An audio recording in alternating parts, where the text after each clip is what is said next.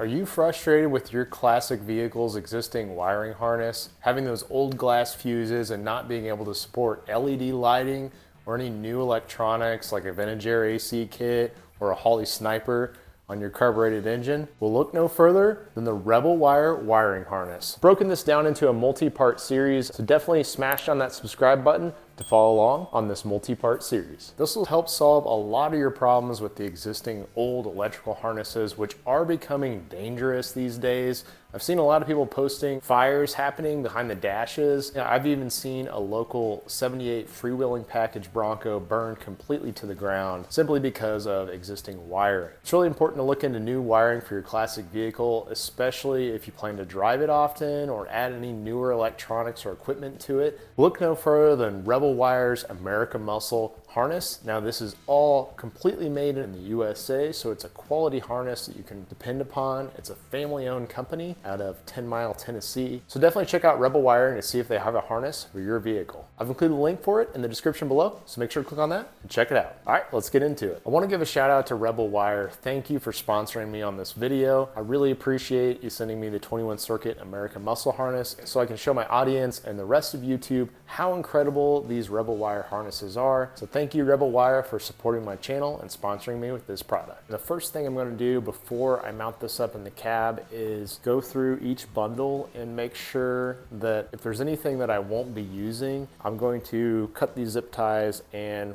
roll them out of the bundle so I can keep them either tucked under the dash or just completely remove them from this harness. Some of the things that I won't need is a third brake light. My 79 doesn't have a third brake light, so that's one example. If it's something I think I might use in the future, like for additional power or whatever it may be, then it's something I'll keep on the harness, just coiled up separately, tucked up clean out of the way. And this will just make it easier on myself once I start pulling the cables through and routing.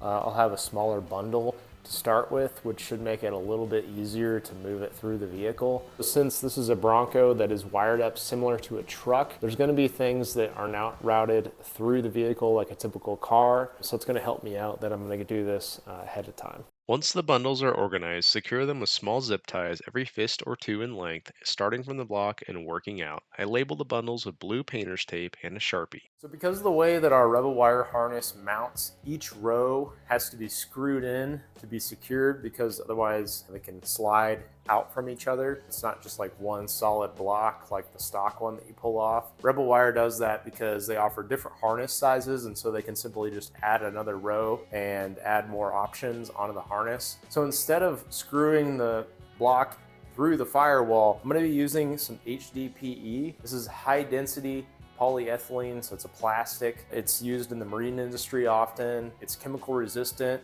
and it will not rot. So I don't want to use wood since this is a Bronco. I have the top off most of the year and it has gotten rained on a few times with the top off.